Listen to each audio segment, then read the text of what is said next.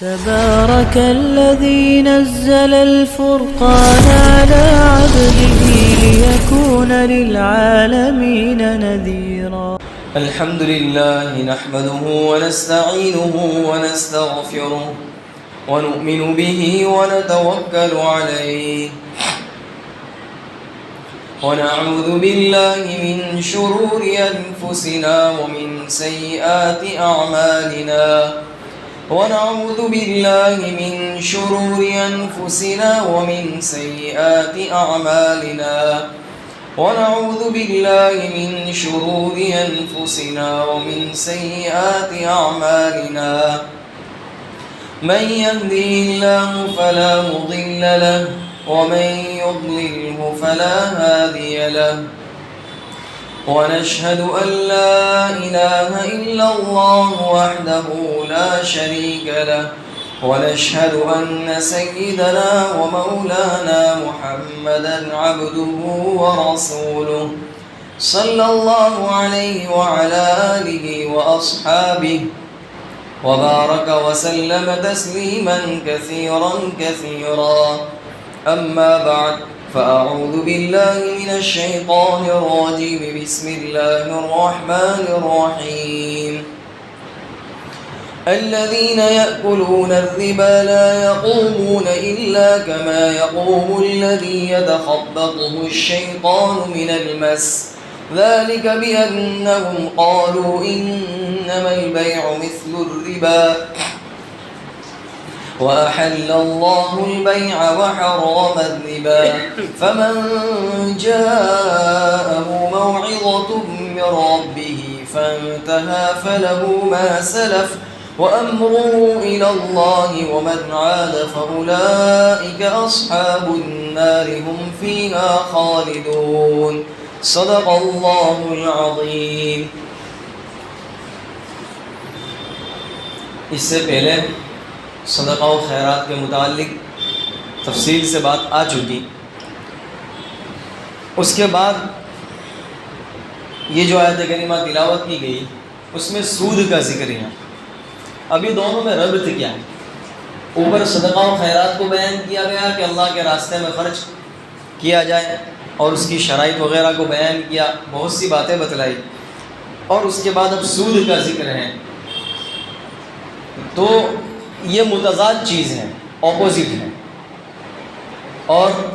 متضاد چیز کو، اپوزٹ کو سمجھانے سے پہلی والی چیز زیادہ جلدی سمجھ میں آ جاتی ہے. مثال کے طور پر رات اور دن. دن کو سمجھنے کے لیے رات کا سمجھنا آسان، اور رات سمجھ آئے گی تو دن کا سمجھنا آسان، وہ اپوزٹ ہے. اسی طرح اندھیرا اور روشنی. تو روشنی سمجھنے کے لیے اندھیرے کا سمجھنا ضروری ہے، ورنہ اندھیرا سمجھ میں نہیں آئے گا تو روشنی بھی سمجھ میں نہیں آئے گی. تو بالکل اسی طرح صدقہ و خیرات کو بیان کیا، اس کے فضائل اور اس کے فوائد اور ثمرات کو بیان کیا. یہ اسی وقت سمجھ میں آئیں گے کہ یہ جو اپوزٹ چیز ہے سود،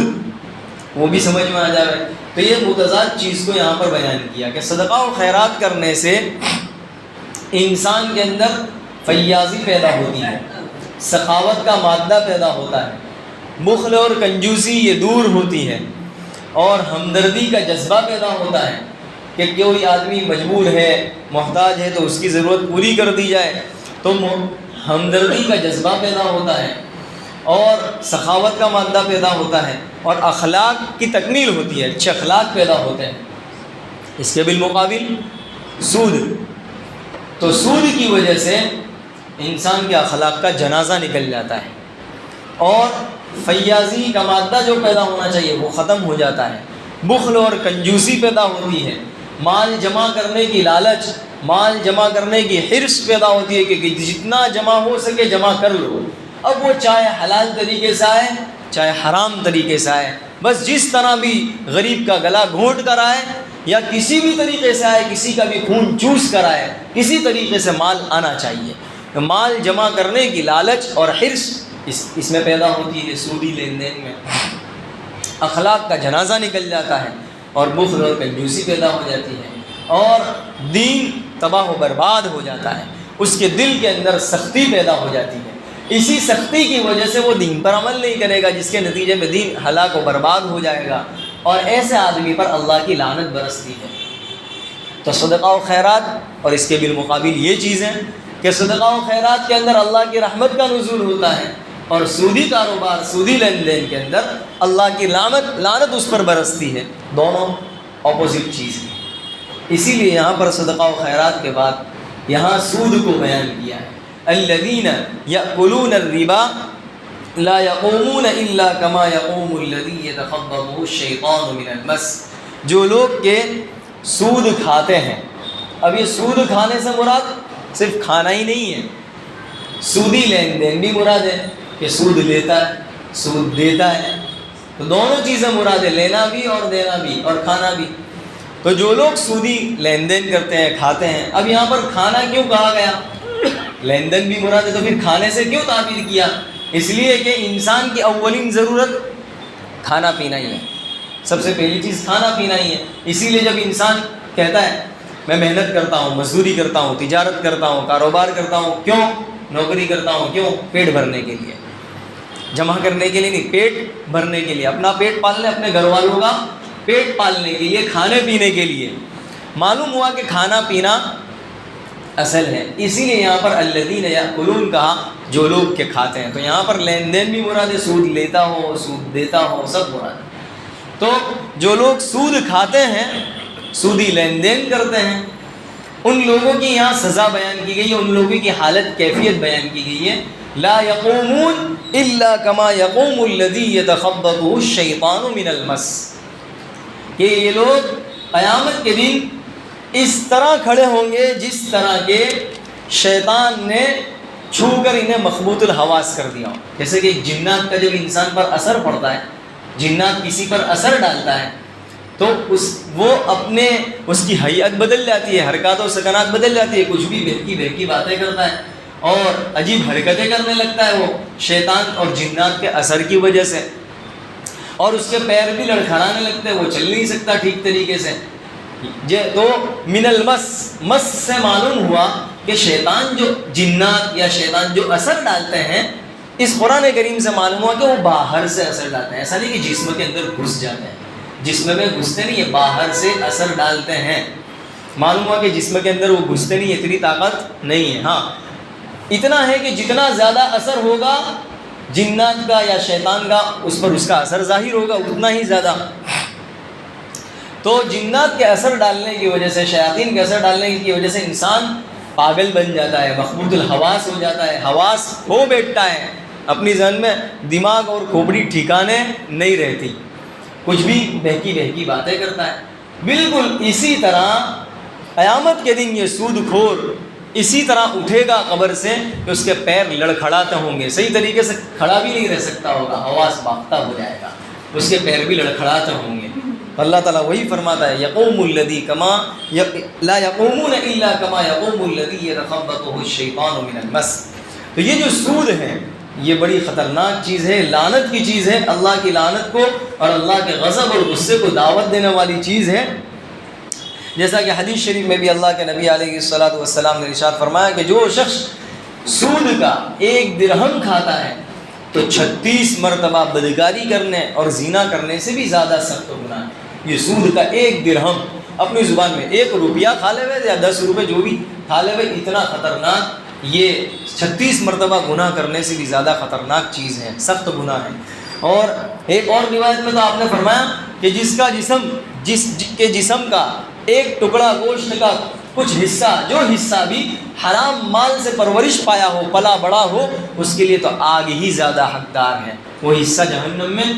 جانے کا حقدار، آگ ہی زیادہ حقدار ہے اس کا۔ ایک اور روایت میں آپ نے ارشاد فرمایا کہ جس قوم کے اندر سود عام ہو جائے،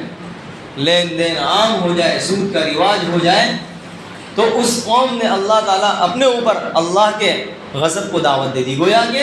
سودی کاروبار اور سودی لین دین یہ اللہ کے غضب کو دعوت دینے والی ہے، اللہ کے غصے کو دعوت دینے والی ہے۔ ایک اور روایت میں ہے، آپ نے ارشاد فرمایا کہ جن لوگوں کے اندر سود کاروبار، سودی لین دین رواج پا جائے اور پھیل جائے تو پھر اللہ تعالیٰ جو زندگی کی ضروریات ہیں ان کو مہنگا کر دیتا ہے، ہماری ضروریات کی کتنی چیزیں ہیں، ایک نہیں ہے، بہت سی چیزیں ہیں، تو تمام چیزوں کو مہنگائی بڑھ جاتی ہے، خوب چیزیں مہنگی ہونے لگتی ہیں، اور جس قوم میں رشوت عام ہو جائے تو اس پر دشمن کو مسلط کر دیا جاتا ہے، دشمن کا رعب ڈال دیا جاتا ہے۔ اب اس حدیث کے پیش نظر ہم ذرا غور کریں، سود کتنا عام ہے ہمارے یہاں، بہت عام ہو چکا، گلی گلی محلہ محلہ اس کو حلال کرنے کی فکر کی جا رہی ہے، حرام سے بچنے کے لیے تعویلات کی جاتی ہیں۔ تو سود اس قدر عام ہے کہ اس وعید کو دیکھے کم ہے کہ جس میں سود عام ہو جائے تو اللہ کے غضب اور اللہ کے عذاب کو دعوت دینے والی چیز، اللہ کی لعنت کو دعوت دینے والی چیز۔ اسی طرح ہم کہتے ہیں کہ فلاں چیز مہنگی ہو گئی، فلاں مہنگی ہو گئی، ہم کسی کو کوستے ہیں، کوسنا تو ہمیں اپنی ہی آپ کو چاہیے کہ ہم نے کیا کرتوت کیے ہیں، ہمارے کیا کرتوت ہیں۔ دیکھیے، ایک تو ظاہری ہے اور ایک باطنی ہے، ہم جو چیز دیکھتے ہیں اس کو دیکھ کر فیصلہ کر لیتے ہیں، لیکن اللہ کے آسمان سے فیصلے اترتے ہیں، فیصلے آسمان پر جاتے ہیں، ہم جیسے اعمال کرتے ہیں ان اعمال کا فیصلہ اللہ تعالیٰ کرتا ہے۔ ہمارے اعمال آسمان پر جائیں گے، ان آسمان پر جانے کے بعد نتائج نیچے اترتے ہیں۔ اسی لیے رزق کے معاملے میں اللہ نے کیا فرمایا، وَفِي السَّمَاءِ رِزْقُكُمْ، تمہارا رزق آسمان میں ہے۔ معلوم کیا ہوا، رزق اللہ دیتا ہے، تم جیسے اعمال کرو گے ایسے فیصلے نیچے اتریں گے، رزق آسان دیا جائے گا، کثرت سے برکت والا دیا جائے گا۔ تو ہمارے جیسے اعمال ہوں گے ان اعمال اوپر جاتے ہیں، اور اوپر سے پھر ایسے ہی فیصلے اترتے ہیں۔ حضرت نبی علیہ السلام نے ارشاد فرما دیا، تم یہ کام کرو گے، زنا ہوگا، ناچ گانا عام ہوگا تو پھر یہ ہوگا، ساری وعیدیں ہمیں سنا کر بتلا گئے۔ تو سود عام ہوگا تو دیکھیں بتلایا اللہ کا غضب نازل ہوگا، پھر کہاں سے اللہ کی مدد نازل ہوگی، کہاں سے اللہ کا فضل اور اللہ کی مدد نازل ہوگی۔ ظاہر ہے اللہ کا غضب نازل ہونے والے یہ سب تو کام ہیں۔ اور اسی طرح مہنگائی بڑھ جائے گی، مہنگائی بڑھ رہی ہے روزانہ، ہر سال ہم دیکھ رہے ہیں کتنی مہنگائی آسمان کو چھو رہی ہے۔ تو یہ سود کتنا عام ہے، بے انتہا عام ہو چکا، سودی کاروبار بہت عام ہو چکا۔ آپ اندازہ لگائیں اگر گلی گلی تو آپ کو مل جائیں گے ایسے افراد، ابھی جیسے کہ تفصیل سے آ رہی ہے کہ کس طرح سود عام ہے۔ اسی طرح آپ نے تو یہاں تک فرما دیا، اگر کوئی آدمی نے کسی کو قرضہ دیا، اب قرضہ دینے کے بعد اگر وہ ہدیہ دے رہا ہے تو ہدیہ بھی قبول نہ کرے، ہو سکتا ہے کہیں ایسا نہ ہو کہ وہ جو ہدیہ دے رہا ہے وہ قرض کا بدلہ نہ ہو، اور قرض کا بدلہ یہی تو سود ہے، 100 روپے دے کر 110 روپے لینا، 10 روپے یہ سود ہوا۔ تو ہو سکتا ہے کہ وہ جو ہدیہ دے رہا ہو یہ کہیں وہ قرض سود کا بدلہ ہی نہ ہو۔ اور بہت سی ایسی جگہ ہیں جہاں پر تو ایسا رواج ہی ہوتا ہے، جیسے کہ فکس کرنے کی ضرورت ہی نہیں ہوتی۔ مثال کے طور پر اگر 1000 روپے دیے تو وہاں ایسا رواج ہی چلتا ہے، ایسا رواج اگر ہو تو لینا ہی نہیں چاہیے، یعنی 1000 روپے دیے، اب وہ 1000 روپے کے بعد 1100 روپے دے رہا ہے، حالانکہ کوئی قرار نہیں ہوا کہ 100 روپے لوں گا، لیکن چونکہ وہاں ایسا رواج ہی چل پڑا ہے اور اس کو سود ہی سے تعبیر کیا جائے گا، رواج چل پڑا، اگر نہیں دے گا تو دوسری مرتبہ یہ نہیں دے گا پھر اسے 1000۔ معلوم ہوا کہ ایسا رواج جب چل پڑا ہے تو یہ لینا بھی درست نہیں ہے، حرام، چاہے اس کا قول و قرار نہ ہوا ہو تب بھی لینا جائز نہیں ہے۔ تو یہ سود کے درجے میں ہدیے سے بھی منع کر دیا گیا۔ اور اسی طرح ایک اور روایت میں ہے کہ قیامت کے دن ایک بندہ اللہ کے سامنے حاضر کیا جائے گا، وہ بندہ اللہ تعالیٰ پوچھے گا تو نے میرے لیے کیا نیک کام کیا؟ وہ کہے گا باری تعالیٰ میں تو کوئی نیک کام کر کے نہیں آیا کہ جس کے بارے میں، جس کے بدلے میں تجھ سے کوئی جزا کا مطالبہ کروں کہ مجھے فلاں چیز دے، فلاں چیز دے، کوئی نیکی کر کے نہیں آیا میں تو۔ اللہ تعالیٰ دوبارہ سوال کرے گا کہ تو کیا نیکی کر کے آیا؟ وہ یہی دوبارہ جواب دے گا کہ میں ایسی کوئی نیکی کر کے نہیں آیا۔ تیسری مرتبہ اللہ تعالیٰ پھر یہی سوال کرے گا، تو پھر تیسری مرتبہ وہ کہے گا ہاں مجھے ایک چیز یاد آ رہی ہے کہ تو نے مجھے مال دیا تھا،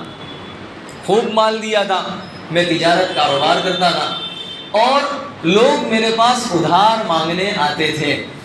تو میں انہیں ادھار بھی دیتا تھا۔ اور جو آدمی ایسا ہوتا کہ جو وقت طے کیا مہینہ کہ مہینے میں مجھے دے دینا ہے 1000 روپے مہینے بعد دے دینا، تو جو تاریخ طے ہوتی، جو وعدہ کیا تھا، اگر وہ وعدے پر پیسہ نہیں دیتا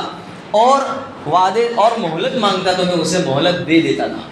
اور میں قرض داروں سے سختی نہیں کرتا تھا، غریبوں سے سختی نہیں کرتا تھا، بلکہ بعض مرتبہ ایسا دیکھتا کہ یہ غریب ہے اور یہ دے نہیں سکتا، تنگدست ہے، ضرورت مند ہے، تو میں اسے معاف بھی کر دیتا تھا۔ تو اللہ تعالیٰ فرمائے گا کہ جب تیرا یہ حال ہے تو میں تجھ پر آسانی نہ کروں؟ میں تو زیادہ آسانی کا حقدار ہوں، جا میں نے تجھے بھی معاف کر دیا اور تو بھی جنت میں داخل ہو جا۔ کتنی بڑی چیز ہے۔ ایک اور روایت میں ہے کہ حضرت نبی علیہ الصلوۃ والسلام نے ارشاد فرمایا کہ 7 چیزیں ایسی ہیں جو انسان کو ہلاک کرنے والی ہیں، ان 7 چیزوں سے بچو جو انسان کو ہلاک کرنے والی ہے۔ پہلی چیز، اللہ کے ساتھ دوسرے کو شریک ٹھہرانا۔ انسان یہ ہلاک کرنے والی انسان کو چیزیں، ڈائریکٹ جہنم میں جائے گا اس لیے کہ اللہ پر ایمان نہیں ہے، تو اللہ کے علاوہ دوسرے کو شریک ٹھہرانا۔ دوسری چیز، کسی پر جادو کرنا۔ تیسری چیز، کسی کو ناحق قتل کر دینا۔ چوتھی چیز، یتیم کا ناحق مال کھا جانا، جیسا کہ آج ہمارے یہاں اس کا بہت رواج ہے، یتیم کا ناحق مال کھا جانا۔ اور 5ویں چیز، سود کھانا، جیسا کہ یہ اسی کی بات چل رہی ہے، سود کھانا یہ بھی ہلاک کرنے والی چیز ہے۔ اور 6ٹھی چیز کہ جہاد کے میدان چھوڑ کر بھاگ جانا، جہاد کے موقع پر پیٹ پھیر کر بھاگ جانا، یہ بھی بڑی خطرناک چیز ہے۔ اسی طرح 7ویں چیز، پاک دامن جو عورت ہو، پاک دامن عورت پر تہمت لگا دینا کہ تو نے تو فلاں کے ساتھ تیرا چکر چالو ہے، آج ہماری زبان میں وہ پاک دامن عورت ہے اور اس پر تم کیوں داغ لگا رہے ہو کہ میں نے تو تجھے فلاں کے ساتھ دیکھا تو تو فلاں کے ساتھ چکر چالو ہے، بھائی تو نے دیکھا، خواہ کسی پر بہتان لگا دینا پاک دامن عورت پر۔ تو پاک دامن عورت ہو اور اس پر تہمت لگا دینا یہ بھی بڑی خطرناک چیز ہے۔ تو یہ 7 چیزیں آپ نے فرمایا ان سے اپنے آپ کو بچاؤ، اس میں سے ایک سود بھی ہے۔ اسی طرح ایک اور روایت میں آپ نے ارشاد فرمایا کہ 4 آدمی ایسے ہیں کہ جن کے بارے میں اللہ تعالیٰ نے یہ لازم کر لیا ہے کہ انہیں جنت میں داخل نہ ہونے دے اور جنت کی نعمت نہ چکھیں، وہ جنت کی نعمت سے لطف اندوز نہ ہو۔ 4 آدمی میں سے ایک آدمی جو شراب پینے کا عادی ہو، خوب شراب پیتا ہو۔ دوسرا وہ آدمی جو ناحق قتل کرنے والا ہو، اور دوسرا آدمی جو سود کھانے والا ہو، سود، اور تیسرا آدمی جو یتیم کا مال کھا جانے والا ہو، ناحق طور پر مال کھانے والا ہو، اور چوتھا آدمی وہ ہے جو اپنی والدین کی نافرمانی کرنے والا ہو۔ تو ان 4 آدمیوں کے بارے میں آپ نے فرمایا کہ اللہ نے لازم کر لیا کہ جنت میں داخل نہ ہو، اور اگر مومن ہے تو وہ سزا بھگتے بغیر جنت میں داخل نہیں ہوں گے۔ اگر مومن ہے اور غیر ہے تو وہ داخل ہی نہیں ہوگا، اور اگر مومن ہے تو ان 4 جو گناہ ہیں ان کی سزا بھگتے گا، اس کے بعد ہی وہ جنت میں داخل ہوگا۔ ایک اور روایت میں حضرت ابو ہریرہ رضی اللہ تعالیٰ عنہ سے روایت ہے، حضرت نبی علیہ الصلوۃ والسلام نے ارشاد فرمایا کہ جس رات مجھے معراج کرائی گئی تو میرا گزر ایسے لوگوں پر ہوا جن کے پیٹ گھروں کی طرح تھے، ہمارے جس طرح گھر ہوتے بڑے بڑے، تو ان کے پیٹ اس طرح گھروں کی طرح تھے، اور ان کے پیٹوں کے اندر سانپ تھے جو باہر سے نظر آ رہے تھے۔ تو یہ، اور جب آپ سے پوچھا گیا، جب آپ نے جبرائیل علیہ السلام سے پوچھا کہ یہ کون ہے، تو انہوں نے فرمایا یہ سود خور ہیں، یہ سود کھانے والے لوگ ہیں۔ اب آپ اندازہ لگائیے کہ اولاً تو ہمارے سامنے اگر سانپ آ جائے تو کیا حالت ہوتی ہے، کیا کیفیت ہوگی؟ ارے اپنی زبان میں اگر گھر کے اندر باتھ روم میں یا ٹوائلٹ میں گئے ہو، چھپکلی دھڑ لے کے نیچے گرے تو سن لینے کی آواز کیا آتی ہے کہ آدمی کی کیفیت بدل جاتا ہے، باہر نکل جائے گا فوراً کہ کچھ آیا، اور اگر سروال میں گھس جائے تو پھر کیا کیفیت ہوگی آپ اندازہ لگاؤ۔ یہ تو چھپکلی کی میں بات کر رہا ہوں، جبکہ وہ سروال کے اندر گھس جائے تو کیا حال ہوتا ہے بتاؤ، کیسا آدمی آگا پاچھا ہو جائے گا۔ تو یہاں پر تو بتلایا سانپ، اور پھر یہ سانپ اس کے پیٹ کے اندر ہو، ایک نہیں کہیں سانپ ہو پیٹ میں بھرے ہوئے ہوں، تو پھر ایسے انسان کا کیا حال ہوگا، پھر بڑا بتلاؤ کیسے لڑکھڑا جائے گا۔ اسی کو تو فرمایا لا یقومون الا کما یقوم الذی یتخبطہ الشیطان من المس، یہ حواس باختہ ہو جائے گا، ٹھیک سے کھڑا بھی نہیں رہے گا۔ تو ان لوگوں کے بارے میں جو سود خور ہیں، ان لوگوں کے بارے میں کیا اللہ نے فرمایا، ان کا جملہ نقل کیا۔ دیکھیے یہ لوگ جو حلال کرنے والے لوگ ہیں ان کا خلاصہ ہی اللہ نے پہلے بیان کر دیا 1400 سال پہلے کہ اس طرح یہ لوگ کریں گے، اس کو حلال کرنے کی اس طرح فکر کریں گے، اور حلال کرنے کے لیے کیا کریں گے، جو حلال چیز ہے اسی سے تشبیہ دیں گے۔ اب دیکھیے ان کی تشبیہ، جو اللہ نے مختصر جملہ ارشاد فرمایا، کیا فرمایا، ذَلِكَ بِأَنَّهُمْ قَالُوا إِنَّمَا الْبَيْعُ مِثْلُ الرِّبَا، کہ یہ کیوں ایسا ہوگا ان کا حال، یہ لوگ کہتے ہیں، کیا کہتے ہیں، کہ یہ جو خرید و فروخت ہے، لین دین ہے، تو یہ جو ہے وہ سود کی طرح ہے۔ دیکھیے کتنے اوندھے لوگ ہیں، ہونا تو کیا چاہیے؟ کہنا تو یوں چاہیے تھا نا، سود یہ تو خرید و فروخت تجارت کاروبار کی طرح ہے، ایسا کہنا چاہیے تھا نا۔ کہنے کے جملہ، آدمی جب حلال کرنے پر آتا تو حلال بھی کس طرح کرتا ہے، کہنے کا طریقہ دیکھیے ان کا، کہنے کا طریقہ کہ یہ جو لین دین خرید و فروخت لین دین جو حلال ہے وہ سود کی طرح ہے، گویا سود تو حلال ہی ہے، اس کو ہم حلال کر رہے ہیں۔ انہیں طریقہ دیکھیے، ہونا تو یہ چاہیے، اگر تشبیہ دینی تھی تو وہ اس طرح دیتے کہ بھائی سود جو ہے وہ تو ہم کو کاروبار کی طرح لگتا ہے، اس طرح تشبیہ دینی چاہیے تھی نا۔ کس طرح کاروبار کی طرح لگتا ہے؟ کہ جس طرح کاروبار میں نفع ہوتا ہے سود میں بھی تو نفع ہوتا ہے، یوں تشبیہ دینی چاہیے۔ اسی طرح وہ یوں کہتے ہیں کہ کاروبار میں جس طرح ہم مال لگاتے ہیں سود میں بھی ہم مال لگاتے ہیں، جس طرح سود کے اندر سود لینے والا دینے والا دونوں ایک دوسرے کو تلاش کرتے ہیں، کاروبار میں جس طرح ایک دوسرے کو تلاش کرتے ہیں خریدنے والا بیچنے والا، سود میں بھی تو اس طرح ہوتا ہے۔ تو تشبیہ اس طرح دینی چاہیے تھی، اوندھی دے دی تشبیہ۔ دیکھیے یہ ان کا جملہ۔ اسی طرح دونوں ایک دوسرے سے راضی ہوتے ہیں، خرید و فروخت میں بھی ایک دوسرے سے راضی، یہاں پر بھی ایک دوسرے سے راضی، کوئی دوسرے سے ناراض نہیں ہے۔ تو اللہ جتنی بھی تعویل کر لی جائے اس کا خلاصہ اللہ نے یہاں پر بیان کر دیا کہ ان لوگ کا جملہ ہی یہ ہے، ذالک بانہم قالوا انما البیع مثل الربا، یہ تو سود کی طرح ہے کاروبار، اور کاروبار یہ جس طرح یہ ان کی طرح گویا کہ یہ حلال تو یہ بھی حلال، حرام نہیں۔ اسی لیے آج حلال کرنے کی بہت فکر کی جا رہی ہے اور اس کو عام کیا جا رہا ہے، غیروں کی طرف سے سازش ہے کہ اس کو کسی طرح خوب عام کرو، اس لیے کہ وہ جانتے ہیں جب اس میں پڑ جائیں گے تو یہ مسلمان پھر کسی کام کا نہیں رہے گا، اس لیے کہ اللہ کی مدد ہی نازل نہیں ہوگی۔ جب اللہ کی مدد نازل نہیں ہوگی تو یہ کچھ کام کا نہیں رہے گا، ہم جس طرح نچوانا چاہیں گے ناچے گا، ہم اس کے دل سے ایمان نکالنا چاہیں گے، اگر ایمان نہیں بھی نکال سکے تو یہ محمد اور عثمان تو رہے گا لیکن کام ہمارے ہی کرے گا، اس لیے کہ سود خور بنا دیا ہم نے اسے۔ جب سود خور بن گیا ظاہر ہے پھر تو ہم جس طرح کٹ پتلی کی طرح جس طرح نچوائیں گے ناچے گا۔ آپ اندازہ لگائیے مصر ہے، کتنے ہی ممالک ہیں، کروڑوں کی تعداد میں مسلمان ہیں لیکن نچوانے والے تو 2% ہیں۔ کتنی بڑی تعجب کی بات ہے، اگر پوری پروسیجر میں بیان کرنے چلوں تو وقت بھی کم پڑے گا۔ نچوانے والے صرف 2% ہیں، 2%، اور جن کو نچایا جا رہا ہے وہ تو اچھی خاصی تعداد میں ہے، کروڑوں کی تعداد میں ہے۔ اپنی زبان میں 30% یا 20% بھی کہہ لے تو کم نہیں ہوگا، 30% یا اس سے زیادہ ٹکا۔ اب اندازہ لگائیے 313 نے تو تہلکہ مچا دیا تھا، اور صحابہ کی تعداد اتنی تھی تہلکہ مچ گیا تھا، دنیا کو ہلا کر رکھ دیا تھا، اور یہاں مسلمانوں کی تعداد اتنی زیادہ ہے لیکن سب بزدل بنے ہوئے ہیں۔ کیوں بزدل بنے ہوئے ہیں؟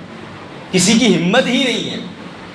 ہر ایک کو اپنی اپنی پڑی ہوئی ہے، ہر ایک مرغی کی طرح چلا رہا ہے، اپنا نمبر آ رہا ہے اسی وقت وہ چلائے گا۔ یہ سارا یہ ہمارے دلوں کو بزدل کیوں بنایا؟ ایمان کہاں چلا گیا؟ ایمان کا پاور کہاں چلا گیا؟ اسی لیے سود کو خوب عام کیا، ناچ گانے کو خوب عام کیا، زنا کو عام کر دیا، اتنا عام کر دیا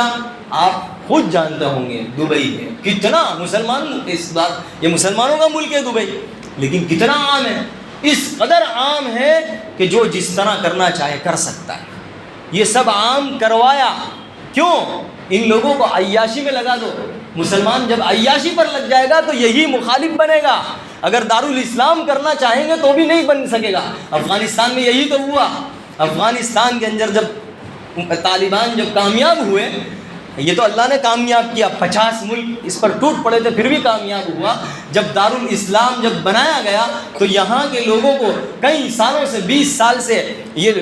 غیروں نے انہیں ایسا بنایا تھا، تھیٹر کا عادی بنایا، سینماؤں کا عادی بنایا، ننگاپن کا عادی بنایا، بے حیائی کا عادی بنایا، وہاں کے مسلمانوں کو اس لیے بنایا کہ اگر دارالاسلام بھی کرنا چاہیں گے تو نہیں کر سکیں گے، یہی مسلمان ان کے مخالف ہوں گے، ہم کو ایسا بے پردگی چاہیے، پردہ نہیں چاہیے، پردہ ہمیں چاہیے ہی نہیں۔ اور یہی تو ہوا، جب وہاں یہ بات آئی تو جتنے لوگ عیاشی کرنے والے تھے ان کے بارے میں تو سنا کہ سب نکل رہے ہیں پلین کے ذریعے، کیونکہ ان کو عیاشی چاہیے تھی، یہی تو مسلمان تھے جو مخالف آئے تھے۔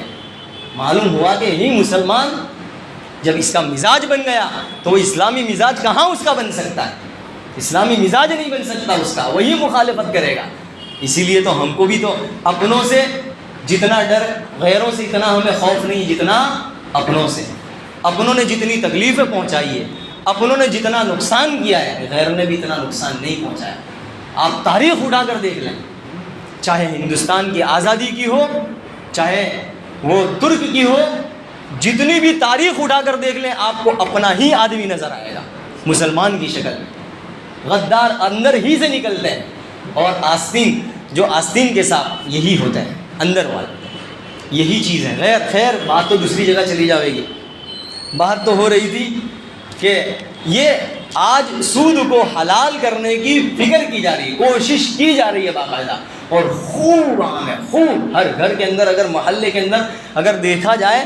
تو مشکل سے اکا دکا گھر خالی نظر آئیں گے، ورنہ شکلیں تو جیسے کہ گاڑی لو تو سود، یہ لو تو سود، لون فلاں لون۔ اسی لیے آپ نے فرمایا تھا قرب قیامت میں سود کے دھوئیں سے کوئی بچ نہیں سکے گا، یہ آپ نے فرما دیا تھا، سود کے دھوئیں سے کوئی بچ نہیں سکے گا، سود کا دھواں تو لگ کر رہے گا۔ اور یہ چیز ہے، آپ دیکھ لیں بڑے سے بڑے کمپنی والے کو دیکھ لیں، اور اس کو عام کرنے کی کوشش کی جا رہی ہے، اور علماء کو کہا جا رہا ہے یہ لگتا ہے ایسے ہی ہے، وہ پرانی سوچ رکھنے والے، پرانی نہیں، اللہ کا اعلان سنا رہے ہیں، پرانی سوچ کچھ نہیں ہے۔ کیا کہہ رہے ہیں کہ دیکھو یہ تو خواہ حرام کر رہے ہیں، دیکھو دنیا والوں کو بڑی بڑی کمپنی قائم کر رہے ہیں سود لے کر، اور بڑے بڑے عروج پر ہیں، یہ تو خواہ سود حرام کر کے نیچے کھیل رہے ہیں، کٹ پتلی ہے رمکڑے کھیل رہے ہیں، اور یہ دیکھو سود لے کر لاکھوں کروڑوں کا سود لیتے ہیں، اور پھر دیکھو کہاں پہنچے ہوئے دیکھو۔ لیکن میں اور ایک اور بات یاد رکھیں، حرام کے اندر کثرت ہے، پھگے کی طرح ہے، جیسا کہ حضرت نبی علیہ السلام نے خوب ارشاد فرمایا کہ سود جو ہے اس میں کثرت ہے، دکھتا خوب ہے کتنا ہے، لیکن اس کا انجام قلت ہے۔ اس کو اس طرح سمجھے کہ یہ سود پھگے کی طرح ہے، اور پھولا کہا کریے کہ وہ فٹ بال کی طرح، وہ دیکھا ہوگا نا بڑا پھگا جہاں سے سب کو نظر آ جاتا ہے، وہ پھگا اس سے بھی بڑا پھگے کی طرح یہ سود ہے، لیکن جب پھٹتا ہے تو دکھتا بھی نہیں ہے کہاں گیا۔ بالکل یہی حال ہے سود خور کا، اور اس میں برکت بھی نہیں ہوتی۔ جہاں جیسا مال آئے گا پریشانیوں کو لے کر آئے گا، مصیبتوں کو وہ مال لے کر آئے گا، اطمینان سکون نہیں ہوگا۔ یہی وجہ ہے، آپ دیکھ لیں مسلمانوں سے زیادہ غیر مسلم مالدار ہیں، اکثریت ہے ان کی، لیکن سوسائڈ کہاں ہوتے ہیں؟ اگر مال سے سب کچھ ہو جاتا،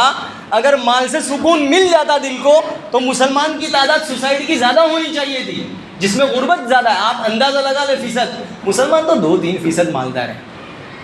آپ زیادہ دیکھ لیں پٹیل کتنے لوگ ہیں، امریکہ کو دیکھ لیں، یورپ میں دیکھ لیں، وہاں سوسائڈ زیادہ ہو رہی، حالانکہ مال تو کثرت سے ان کے پاس۔ معلوم ہوا مال کی کثرت سے کچھ ہوتا نہیں ہے، دل کے چین سکون نہیں ملتا، اس کے لیے تو اللہ کے احکامات پر عمل کرنے ہی سے چین سکون ملتا ہے، چاہے پھر مال قلیل ہی کیوں نہ ہو۔ غرض یہ کہ سود میں مال کی کثرت زیادہ ہے لیکن برکت نہیں ہے، اور مصیبت پریشانیاں وہ ہے الگ۔ آگے جیسا کہ آئے گا، خود اللہ تعالیٰ نے تو جنگ کا اعلان کیا ہے، آگے آ رہی ہے آیت، ابھی تفسیر آ رہی ہے اس کی، اللہ نے تو جنگ کا اعلان کیا ہے، آ جاؤ اللہ اور اس کے رسول کے ساتھ جنگ کرنے کے لیے۔ آپ اندازہ تو لگاؤ، یعنی اس سے اندازہ لگاؤ کہ سود کتنی خطرناک چیز ہے کہ خود اللہ اعلان کر رہا ہے کہ جنگ کے لیے آ جاؤ۔ اللہ سے کون جنگ کر سکتا ہے؟ بندے سے تو جنگ ہو نہیں سکتی، اللہ سے کون جنگ کرے گا؟ غرض یہ کہ اس سلسلے میں اور تفصیل ہے، انشاءاللہ اسے آئندہ بتلائی جائے گی۔ اللہ تعالیٰ سود سے میری اور آپ کی حفاظت فرمائے۔ وآخر دعوانا الحمدللہ رب العالمین۔ سبحانك اللهم وبحمدك وتبارك اسمك وتعالى جدك ولا إله غيرك، لا إله إلا الله الحليم الكريم، سبحان الله رب العرش العظيم، أسألك موجبات رحمتك وعزائم مغفرتك والغنيمة من كل بر والسلامة من كل إثم، لا تدع لنا ذنبا إلا غفرته ولا هما إلا فرجته ولا كربا إلا نفسته ولا ضرا إلا كشفته ولا حاجة هي لك رضا إلا قضيتها ويسرتها يا أرحم الراحمين۔ اے اللہ ہمارے گناہوں کو معاف فرما، خطاؤں سے درگزر فرما۔ اے اللہ یقیناً ہم گنہگار ہیں، خطا کار ہیں، قصوروار ہیں۔ اے اللہ ہم جیسے بھی ہیں تیرے بندے ہیں، اے اللہ ہم جیسے بھی ہیں تیرے بندے ہیں۔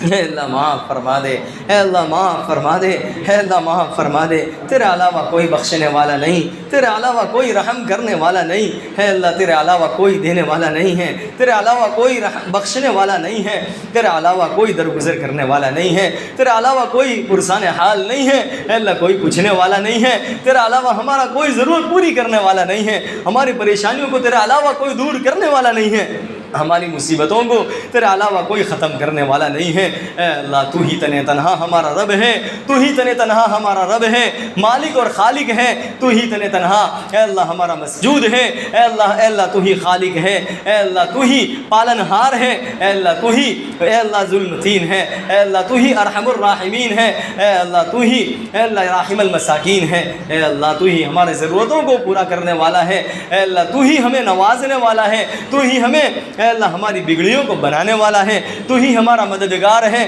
تو ہی ہمارا مولا ہے، اے اللہ تیرا علاوہ کوئی نہیں ہے، اے اللہ اس کے باوجود ہمیں اللہ بھٹکے ہوئے ہیں، اے اللہ اس کے باوجود نافرمانی میں لگے ہوئے ہیں، جبکہ ہمیں پتہ ہے کہ تیرے علاوہ کوئی نہیں ہے۔ اے اللہ ہمیں اپنا بنا لے، ہمیں اپنا بنا لے، ہمیں اپنا بنا لے، اے اللہ تو ہمیں اپنے سے قریب کر لے، اپنے سے قریب کر لے، اے اللہ تجھ سے راضی ہونے والے کام کروا لے، ناراضگی والے کام سے ہماری پوری حفاظت فرما لے، اے اللہ ہماری زندگیوں کو خوشگوار بنا دے، اے اللہ قابل عرش کی ازدواجی زندگی عطا فرما، اے اللہ سکون چین والی اللہ زندگی نصیب فرما، گھریلو زندگی سکون چین والی بنا دے، اطمینان والی بنا دے، اے اللہ لڑائی جھگڑوں سے اے اللہ پوری حفاظت فرما، آپس کی ناچاکیوں سے پوری حفاظت فرما، اے اللہ جو جس لائن سے پریشان ہے اس کی پریشانیوں کو دور فرما، اے اللہ جو حاجت مند ہے ان کی ضرورتوں کو اپنے خزانے غیب سے پورا فرما، اے اللہ یہاں اے اللہ تیرے بندے اے اللہ ہر پیر کو تشریف اے اللہ آتے ہیں، اے اللہ تیری نسبت سے آتے ہیں، اے اللہ تیرے ہی لیے آتے ہیں، اے اللہ اسی لیے آتے ہیں کہ اپنی زندگی اے اللہ ٹھیک ہو جائے، اے اللہ عورتیں بھی آتی ہیں، اے اللہ یہ سب اپنے وقت کو فارغ کر کے آتے ہیں، اے اللہ اپنے اے اللہ قربانی دے کر آتے ہیں، اے اللہ اسی لیے تو آتے ہیں، اے اللہ انہیں معلوم ہے کہ اے اللہ انہیں معلوم ہے کہ ہمیں روپیہ پیسہ یہاں نہیں ملے گا، اے اللہ انہیں معلوم ہے کہ ہماری آخرت بننے والی ہے، اپنی آخرت بنانے کے لیے یہاں آتے ہیں، اے اللہ تجھے راضی کرنے کے لیے آتے ہیں، اے اللہ تو نواز دے، اے اللہ تو نواز دے، اے اللہ یقیناً اے اللہ یہاں آنا ضائع، اے اللہ تو کسی کے عمل کو ضائع اور برباد نہیں ہونے دیتا، کچھ نہ کچھ تو ضرور دے ہی دیتا ہے، اے اللہ جب کوئی بھکاری کوئی فقیر اے اللہ کسی سخی کے دروازے پر جاتا ہے، اے اللہ اسے 1 روپے کی بھیک مانگتا ہے، اسے 1 روپیہ دینا جتنا آسان ہے اس سے زیادہ